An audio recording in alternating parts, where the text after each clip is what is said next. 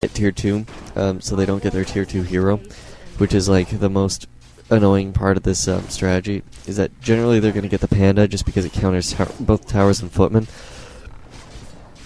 Sometimes they will adapt and go with a different hero, like a summoning hero, like just to get the cool beasts and focus down various scout towers.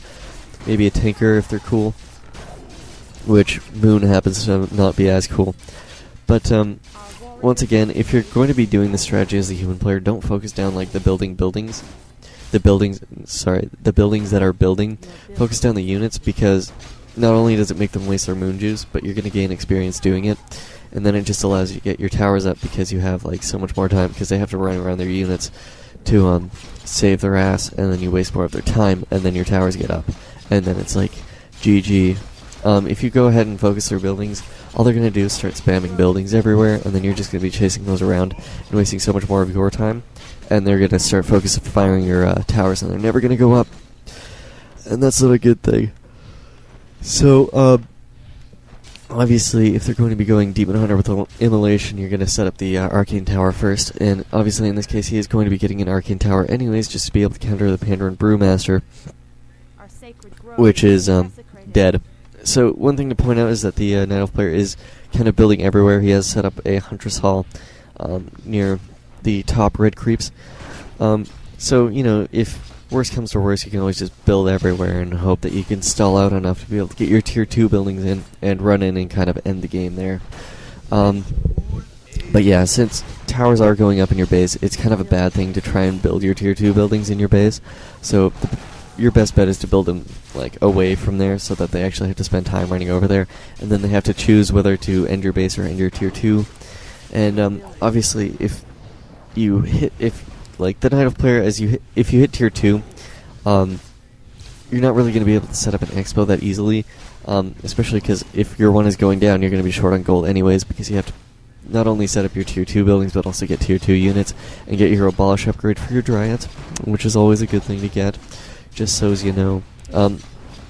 But yeah, if you're going to be doing this strategy, you're going to have to end up expanding anyways, which means either creeping and selling items at various intervals, or building a tree and creeping with that, and then hopefully you can set up the expo, and hopefully they don't tower you. And so your tier 2 advantage gives you enough to be able to actually set up the expansion and all of that crap.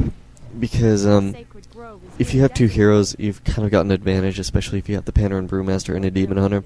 You have the imbalance working on your side, especially compared to the fact that they don't have things like a Mountain King, which is pretty vital in countering heroes.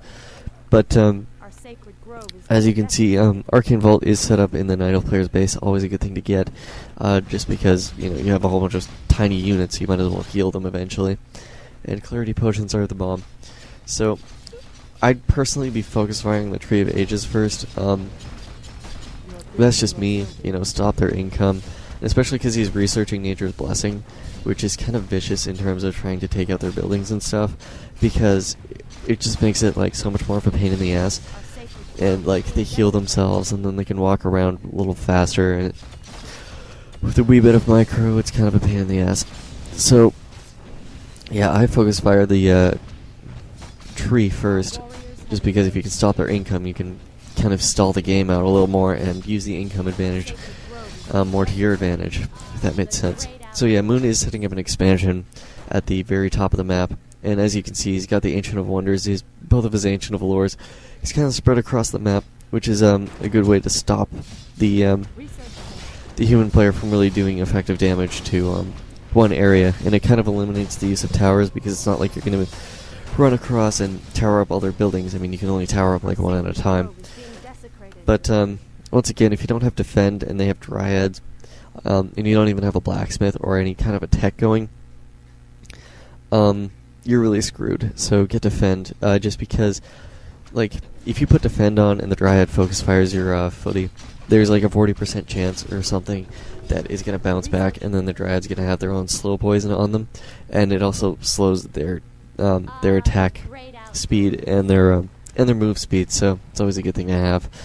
And as usual, as a Night Elf player, if you're out of money, just kind of uproot your trees and either creep or put a little pressure on your opponent. The best idea in this case is, since he's trying to stall to get his expo, your best bet is to creep and then get a couple items and then sell those off when you can. But obviously don't creep stupid, which means if you know they're near, don't start creeping, because you're probably going to end up losing a tree.